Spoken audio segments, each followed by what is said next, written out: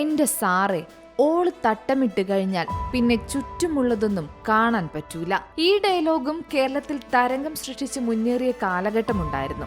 ഇത് മലയാള സിനിമയെ ഇഷ്ടപ്പെടുന്ന ആരും തന്നെ മറക്കാൻ സാധ്യതയില്ല. പ്രത്യേകിച്ച് യുവാക്കൾ. സിനിമ ഇറങ്ങിയപ്പോൾ മാത്രമല്ല കേട്ടോ, ഇന്നും ഈ വാക്കുകൾ യുവാക്കൾക്കിടയിൽ ട്രെൻഡിംഗ് ആണ്. വിനീത് ശ്രീനിവാസൻ സംവിധാനം ചെയ്ത തട്ടത്തിൻ മറയത്ത് എന്ന സിനിമയിലൂടെ മലയാളികളുടെ പ്രിയ താരമായ നടിയാണ് ഇഷ തൽവാർ.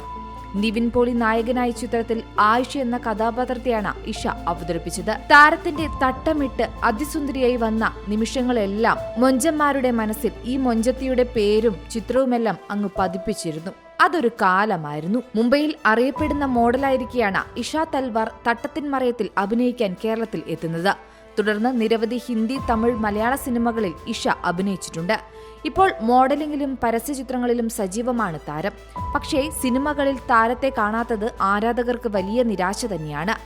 ഇപ്പോഴിതാ കോൾഡ് പ്ലേ സംഗീത പരിപാടി കാണാനെത്തിയ നടി ഇഷ തൽവാറിന്റെ വീഡിയോയാണ് സൈബറിടത്ത് വൈറലാകുന്നത്. സംഗീത പരിപാടി കാണാനെത്തിയ താരം ഒരു മാധ്യമ പ്രവർത്തകന്റെ ചോദ്യങ്ങൾക്ക് ഉത്തരം നൽകുന്ന വീഡിയോ ആണ് ചർച്ച. കോൾഡ് പ്ലേയുടെ ലൈവ് പ്രകടനം എത്ര തവണ കണ്ടാലും ആവേശം ഒട്ടും കുറയില്ലെന്നും താരം വെളിപ്പെടുത്തി.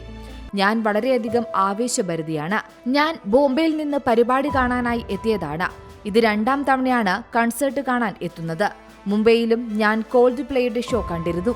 ഞാൻ വളരെ ആവേശഭരിതയാണെന്നും ഇഷ തൽവാർ വീഡിയോയിൽ ചിരിച്ചുകൊണ്ട് പറയുന്നുണ്ട്. ഏറെ ഉച്ചത്തിൽ ചിരിച്ചുകൊണ്ടായിരുന്നു ഇഷയുടെ പ്രതികരണം.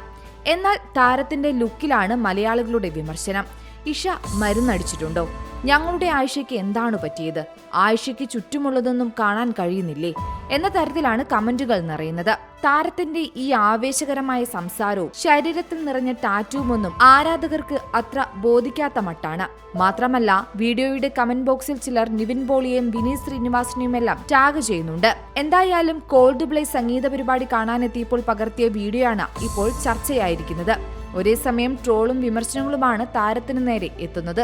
Entertainment desk, Zee Malayalam News. പുതിയ വാർത്തകളും വിശേഷങ്ങളും ഇനി വിരൽ തുമ്പിൽ. എല്ലാ ഡിജിറ്റൽ പ്ലാറ്റ്ഫോമുകളിലും ഇപ്പോൾ സീ മലയാളം ന്യൂസ് ലഭ്യം.